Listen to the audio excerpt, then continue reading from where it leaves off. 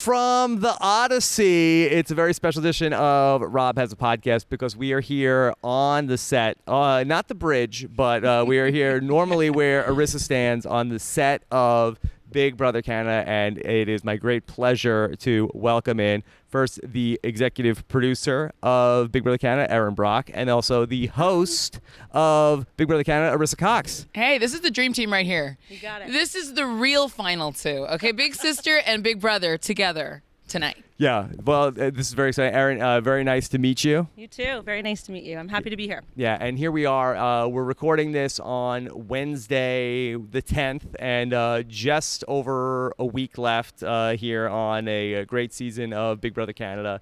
And we're really excited to be here in Toronto to be doing the podcast live on Thursday night. So it's a real treat to be here. So first off, thanks for having us. Really appreciate that.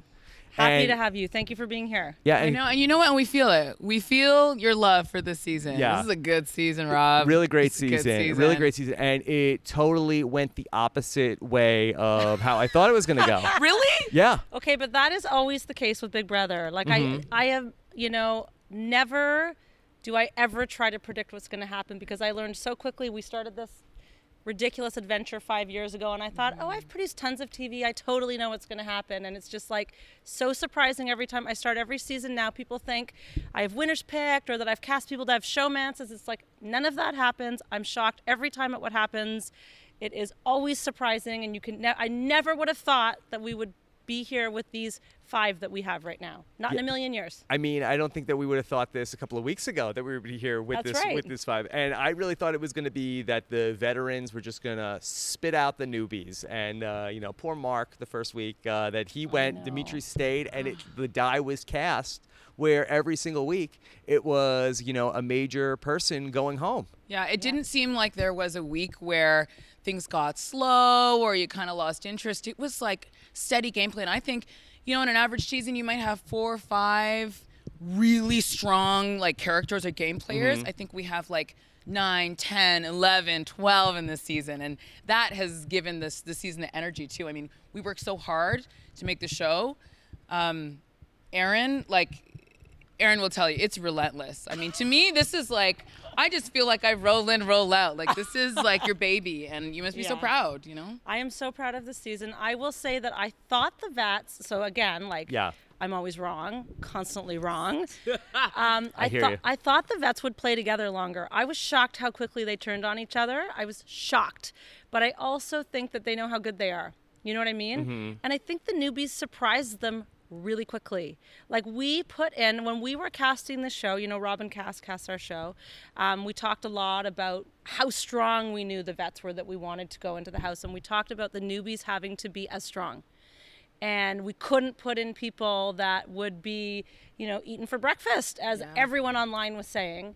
They were going to all be eaten for breakfast. And we sat there going, you have no idea who we're putting in. We knew we had to put in, each one of those newbies was a force. Yeah. And we knew they wouldn't back down, and we knew they wouldn't be afraid, and we knew they weren't going to sit in the shadows. And they've made me proud. They've all made me proud. The vets have made me proud. The newbies have made me proud. It's been unpredictable, and it's been, an incredible season. We always say, it's so funny to see the house guests when they're jaw open all the time. But that's actually how we feel as the producers and everyone who works on the show. Every week we're like, no, he didn't. No, she didn't. What? So it's such a journey. That's the brilliant thing. I'll just say quickly about the show. The most brilliant thing is that it is the ultimate reality show. There is you really cannot, as much as people complain and they think you produce this show and they think you put a twist somewhere because you want something to happen or a challenge somewhere because you want someone to win. It's all a load of crap. None of it is produced in that way. It's all planned before we even know who the house guests are. We don't change that type of stuff. Amen. First of all, I just want to break in with that. I know, it's the truth. Preach, Erin, preach. But the thing is that other than deciding when you start the season, here's the theme of the season, here's, the direction we're going to take it, it happens in real time. And when you're producing an hour of television every 48 hours, you can't produce it. And you can't make someone a hero and make someone a villain. In the run of a season, look at Dylan. He's been a villain. He's been a hero. He's been a Casanova. He's been a bully. Forgot about that. Yeah, they've all been everything. Yeah. And to me, that's the most inspirational thing about sort of sitting at the helm of the show, is that it's really, truly, truly real. It's real. When you guys went through and came up with the veterans that you were going to bring back, was there anything specific that you guys were looking for? Because it was a really eclectic mix of people. You had people who were sort of like they're great players. They should have won, and then there were also some other people who were in the mix. But was there any sort of trait that you were looking for with trying to find that group? No, we were looking for people who we thought the audience would want to see have a second chance. Mm-hmm. So it wasn't meant to be, they're all all-stars. So I do want to say that. And they would all probably be in an all-star season. But we didn't approach it like this is an all-star season. We approached it like who got screwed by a twist. In Big Brother Canada, we do a lot of twists. I've heard. Although we don't do a lot haven't done a lot this season, but we have some seasons we do a lot. Mm-hmm. Depends on the season. It depends on what we want to do.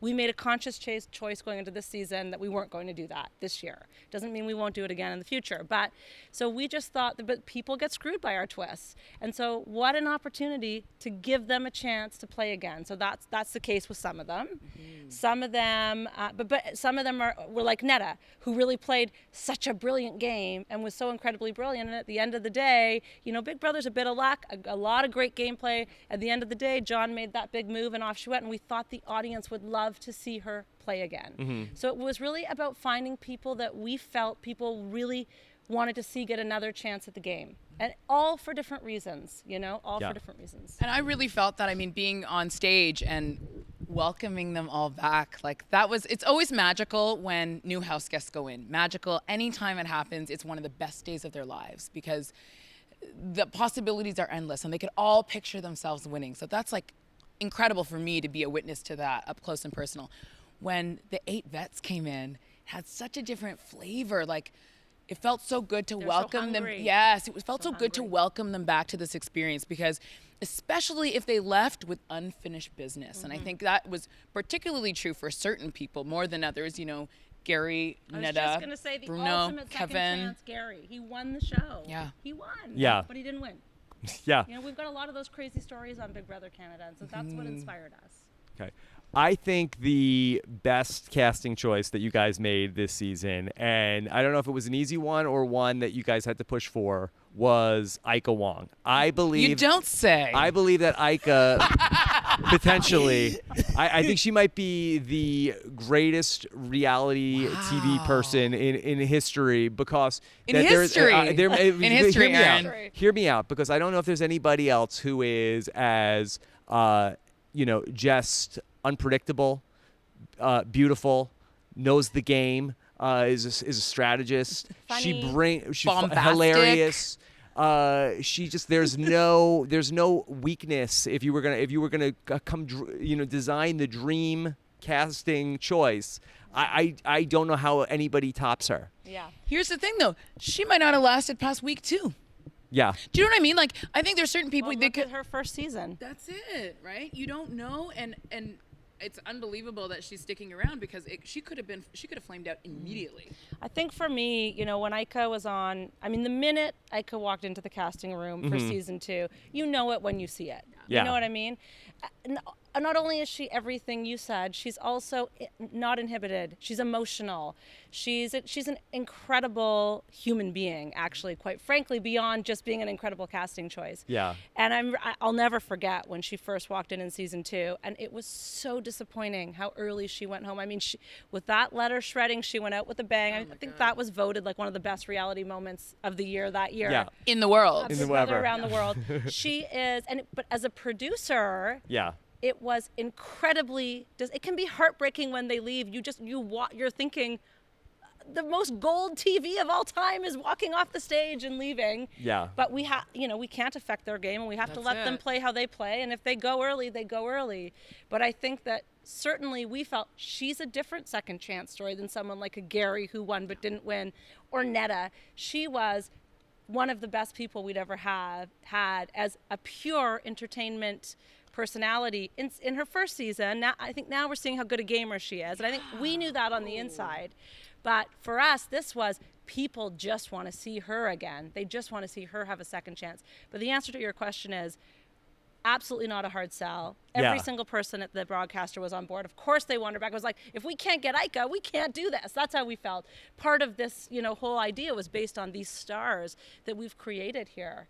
and her being one of them. And she's a TV producer's dream come true. Yeah, and the unique relationship that she's had with Dimitri this season has really been very fun. And in terms of, like, we've seen the Showmance before on Big Brother, but this seems unique where, that, it's not like that they're trading off comp wins back and forth like a Jillian and Emmett did, or that they are like sort of like like a Brendan and Rachel, or have that sort of dynamic. It's just been that they're so different, but they're so effective together.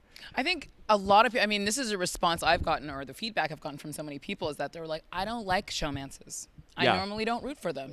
I don't like a showmance. People love a showmance. Let me tell you, this season, they love a showmance. Like showmance. They love a showmance. These people, it's just, you would never assume, looking at these two, that they would get on the way they do, that they would really fill each other out and complement each other the way they do, and really do genuinely have each other's backs, which is crazy because they were strangers.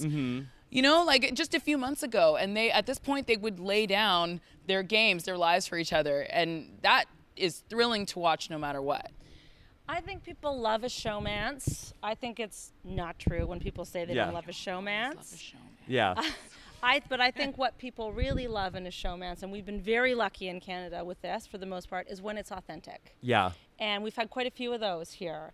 But Dimitri and Ika is so authentic. That relationship is so fascinating. There's 10 years between them. They come from such different lives. Ika being a teen mom and having to sort of scrape her way to the top and get her life together. Dimitri's like this fun-loving world traveler. They're very, very different people. I would have never in a million years pegged them to have a showmance. I never thought Ika was having a showmance. I never saw that happening. I don't think she saw that happening. But and in fact, watching it develop was so fascinating because he was so in love with her, which who wouldn't be, by the way? Like, hi, I think we all feel that way. And he was so in love with her and such a puppy dog, and she was kind of brushing him off. And then it's developed into this extremely mutual, very authentic relationship. They get each other in some weird alien way, but so they did do it in space, so movies and TV shows, people like love. Yeah.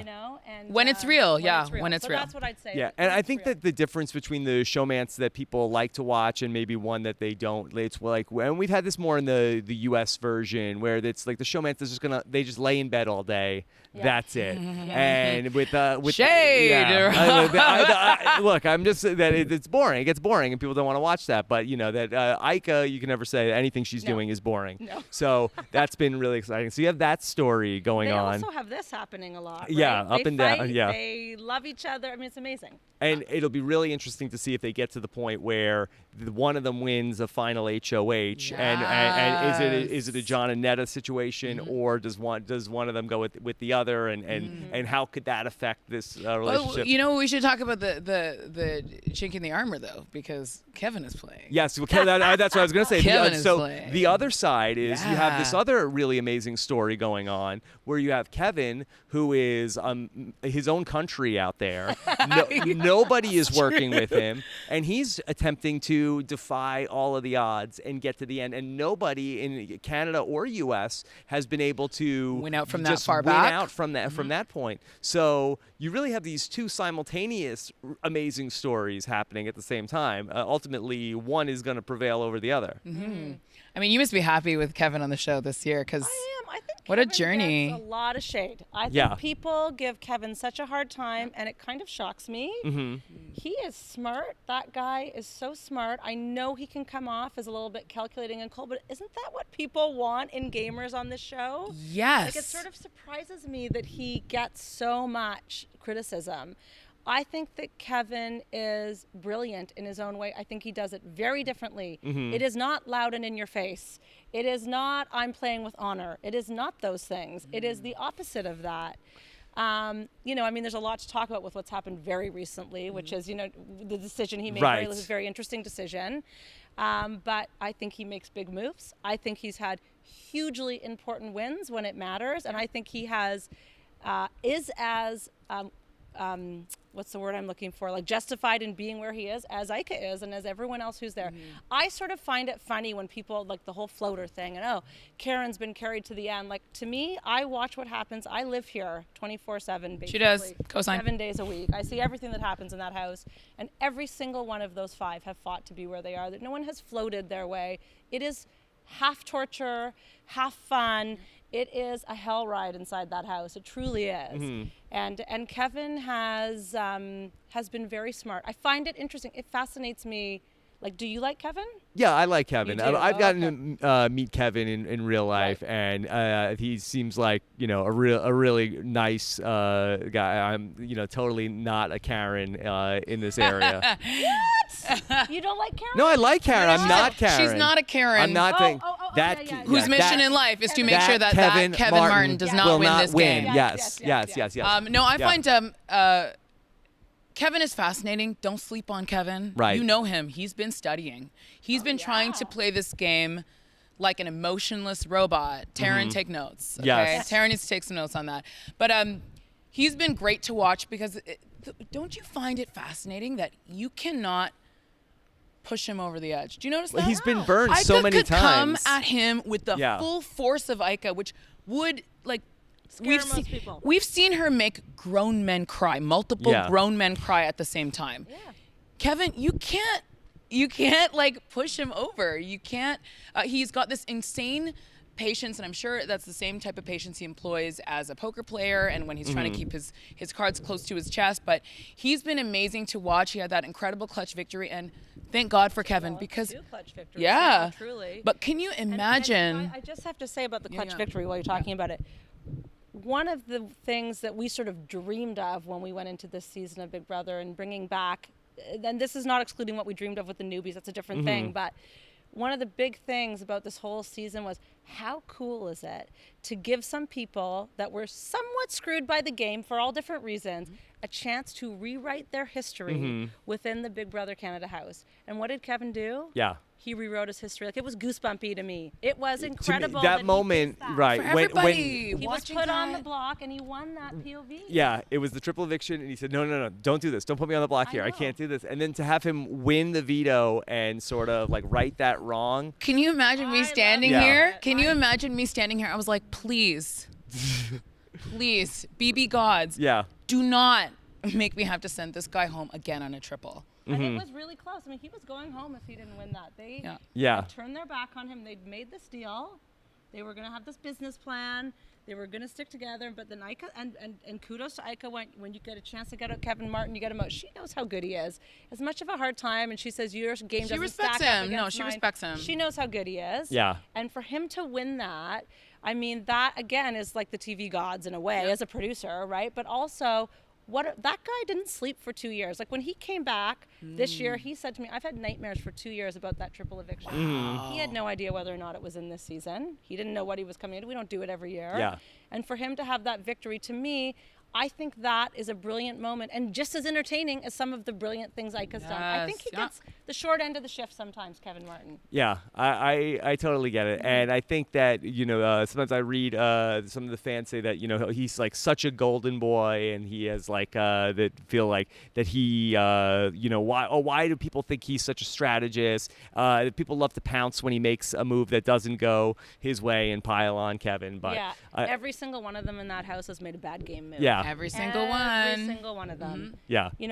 People talk louder when he makes one and whatever. It's because he's not as, I don't think he's for the audience, always as likable. I think that thing with William and Kevin was hard for some people to watch. Because they felt like William was being used. And so I think at times it's easier to pounce on him. You know what I mean? But I truly believe he gets the short end of the stick. But here's what I love about his story and what we're seeing now with Ika as well. Is it's like two sides of the same coin. We saw Netta go out. She did worse than she had the first time. I mean, she got evicted by a friend/ally. Bruno, like a twist, helped him out the door again. Cindy, helped blindside her friend and ally and got evicted the following week. That happened again. seeing these stories play. No, but it's right? Crazy. It's crazy. You can't write it. If we could write it, we'd be like millionaires. Yeah, that's right. Millionaires.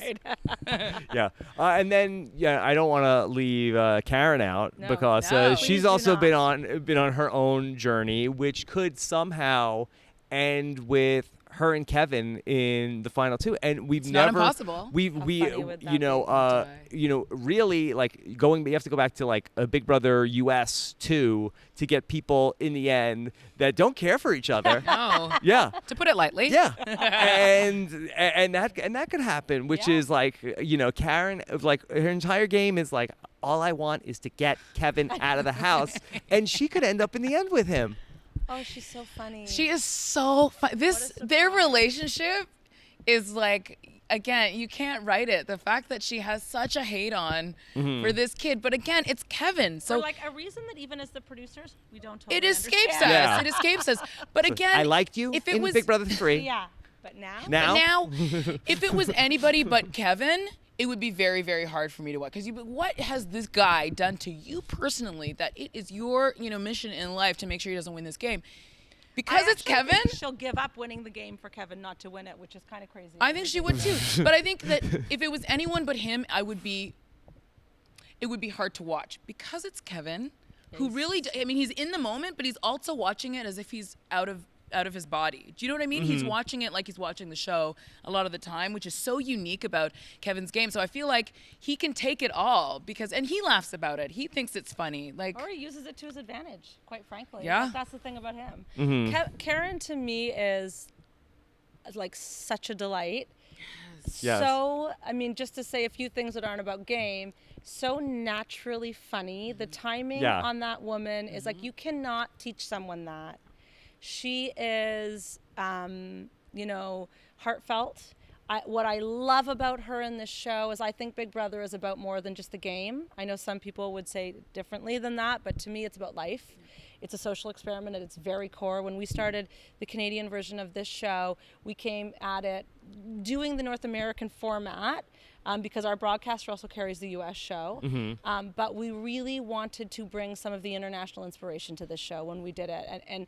And the very beginning of the show was a social experiment. It wasn't really a game. It was about taking people from all different walks of life and locking them in a house together and seeing what happens. So this is, for me, what I find brilliant about Karen. Imagine being a 53-year-old woman in a house with all of those kids that are slobs and messy and emotional and like you're 20 years beyond that in your life, all the stuff going on, the drama, the romance, everything that's happening, and imagine trying to relate to them, to actually have friendships with them and authentic connections so that you can stay in the house. I think watching her journey has been so relatable for people. I think back to that scene we had in a show quite a long time ago, halfway through the season, where Gary was making French fries. Yeah. And she was like, "You millennials." I'm not going to swear, but that girl has the mouth like it is really the best thing I've ever seen. And she was just getting mad about the fact that millennials want everything right now and so quickly, and you can't even put the oven at 350 and wait 30 minutes. You have to do it at 425 for 10 minutes. Like, her experience of living with all of these young millennials, I think, has been so fun to watch. Yes. One of the reasons that she works, and when you look at putting in a character who is 20 years older than everyone else, you have to look at someone who still feels young in their spirit, which Karen is young in spirit, and I think that makes a big difference. And she's playful, and she'll do all the missions.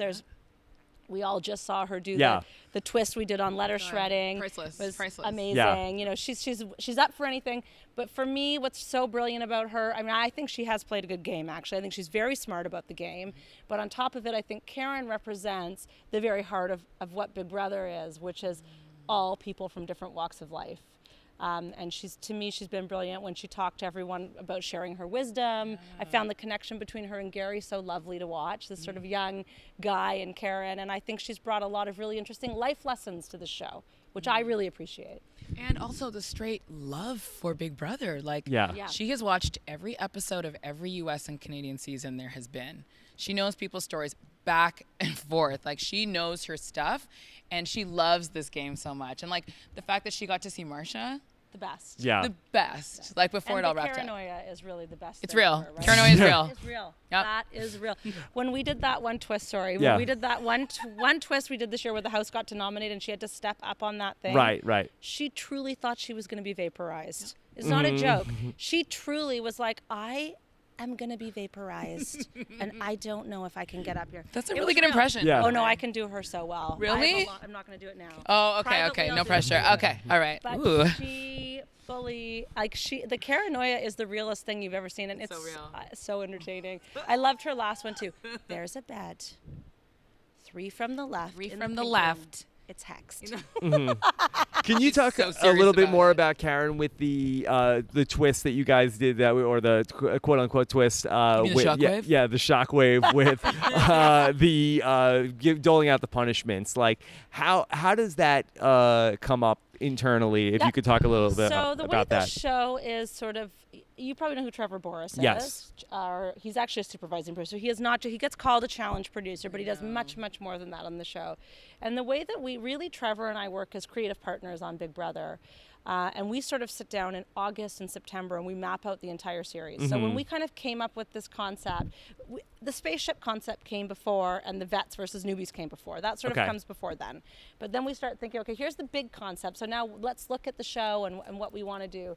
We thought, what a perfect season to sort of take some of our old iconic moments with this whole there's no real space and time this year and bring them back with a twist. So this was something we thought about in September, but we wanted to do it differently. Didn't want to just remake Ika's letters. You can never remake Ika's letters. Ika's letters really is probably the most brilliant moment we've ever had on this show and probably will be for all time. But we wanted to, with Ika, we thought, well, I wonder if Ika would still be in the house. I mean, we didn't know, but it was just felt like the right time to redo something like that. But we wanted it to be different. So it's sort of like, how can we do it but do it differently? And we thought it would be really funny to kind of take the piss out of it and to not be serious about it and to make it a joke. And because it was so serious the first time. Right. Well, it wasn't a joke at first. Oh my God, they bought it all, right? That's what we were dreaming for. So basically, and we didn't want to just do letters. So we thought, wouldn't it be funny that close to the end of the game to come up with concepts that are literally would ruin their game. Yeah. But that they would believe. So Trevor and his team sort of came up with those concepts of what they were. And then sort of thought about who would be the most believable to give it to. And then as we were getting closer, as the weeks were winding down, we were thinking about who would be here.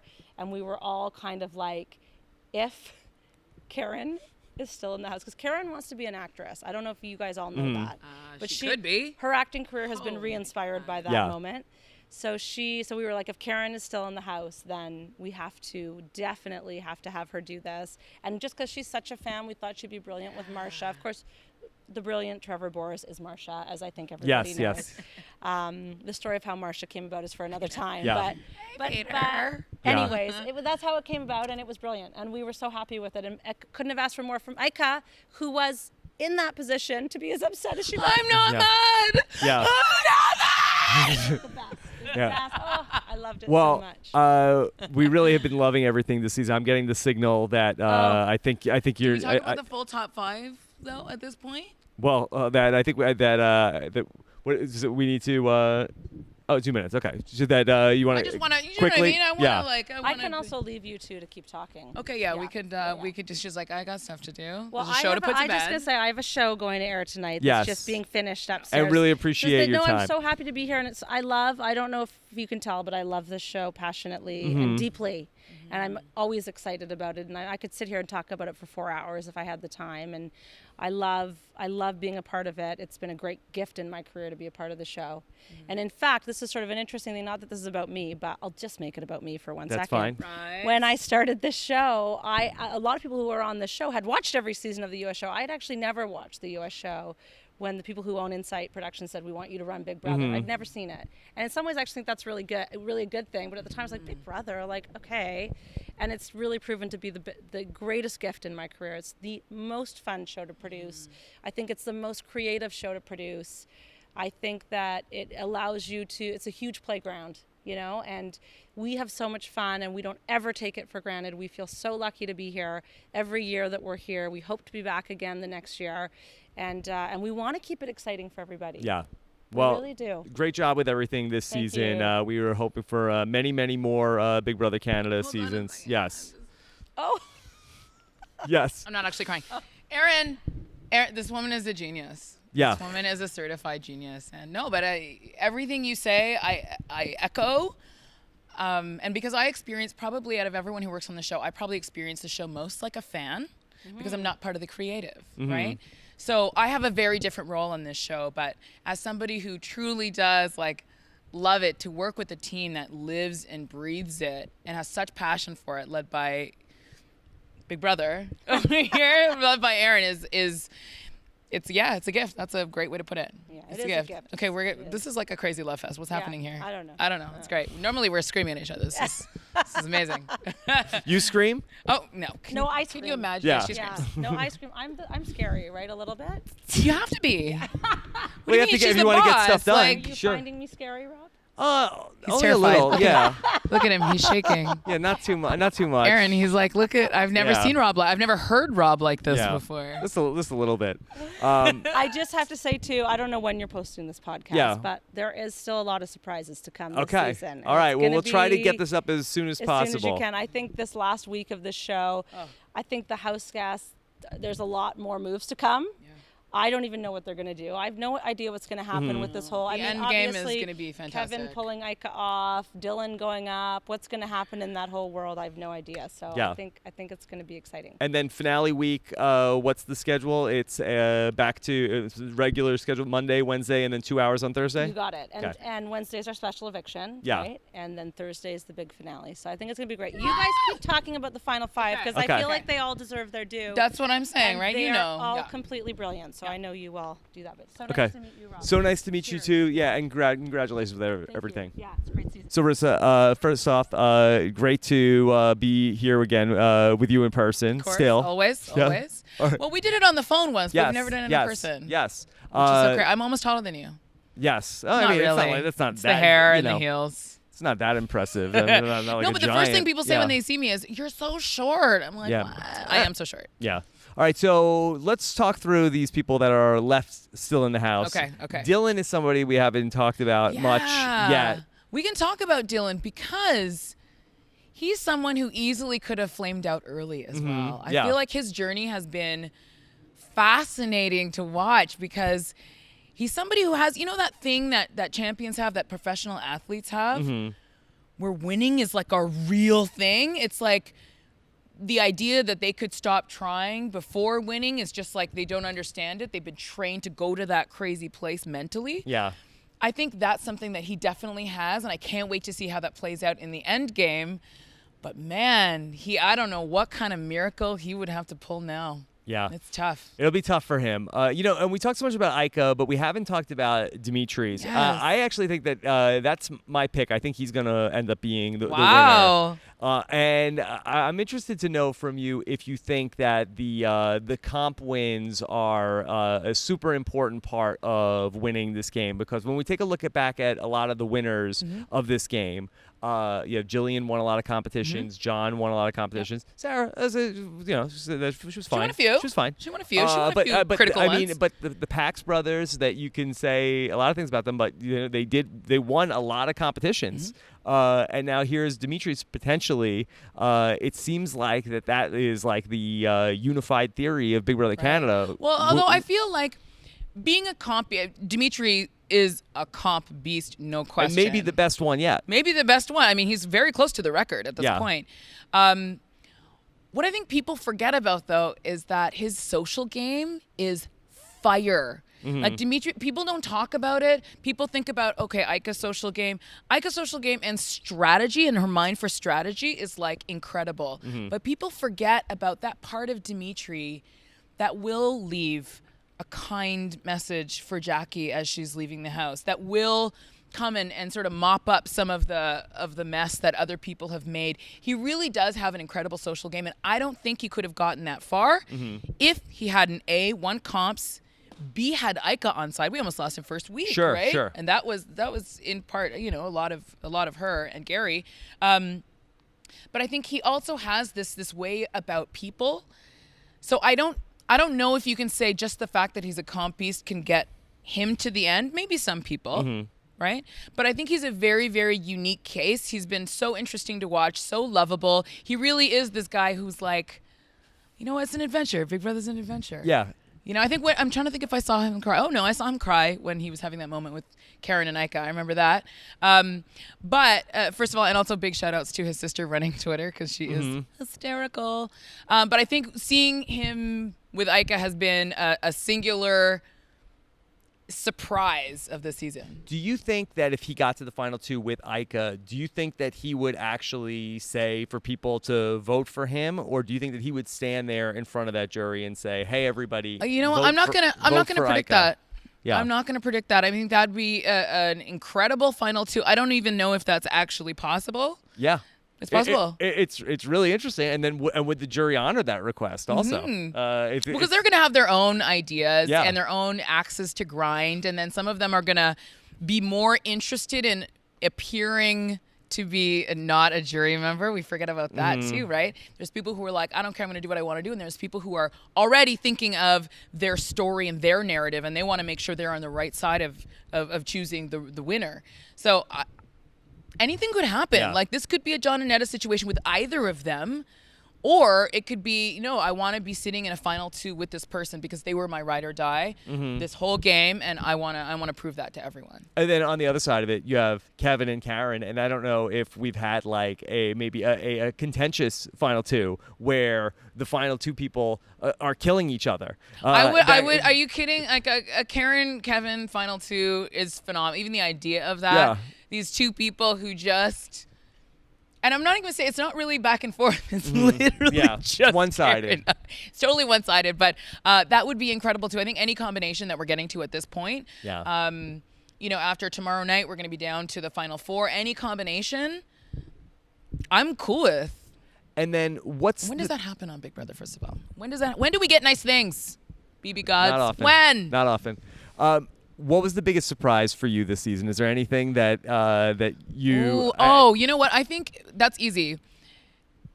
One, that the vets didn't all work together, nor did the newbies. Yeah. I think that was your early surprise, which was destroyed quickly. We were like, oh wow, okay, so what? A newbie wins first HOH, and they take out another new what? There's so many things where it was like, huh? Which made for great television, but. For me, the biggest surprise was how quickly we started using some of the legends of Big Brother Canada. Watching Survivor Game Changers at the same time, and it was like, Tony, Malcolm, JT, Sandra. Like, it was crazy, right? It was a tough spring for all of us. That's how it felt. And I remember, I think I might have spoiled that for Netta, to be honest, after our Facebook Live, because I was like, do you watch Survivor? She's like, yeah, I love Survivor. I was like, oh my God. I'm like, you think this is bad? You think this season is bad? You want to talk about all the legends falling? And she's like, what? And I think the word queen slipped out. I should never have said that. She's like, Sandra, no! And I was like, I just completely spoiled like the first half of Survivor. No, but I think watching, obviously it was tough to lose Mark. Yeah. Cutie, and he really did throw a Hail Mary. It was only one vote. Yeah. He very easily could have said we might never have seen Tamika. Dallas, on her too. Yeah. Because he really tried everything. Like he didn't not campaign. You know what I mean? Tried everything. But it was when we lost Cassandra. Yeah. And then the following week, Gary. Yeah. It was like, this is bloodshed. This season is a bloodbath, and it's never stopped. Like I feel like the pace has been so great, and it's just propelled us right through. And you're right. I can't think of a week. Yeah. Week. See what I did there? Yeah. But I can't think of a moment where I was like, oh, okay. No, it was like constant. On the seat of your pants. And I turn to stone. If you see me in the house, right? Anytime I'm talking in there, I turn to stone. In my head, I don't know. Fireworks? Can I say that? That's what it feels like. Yeah.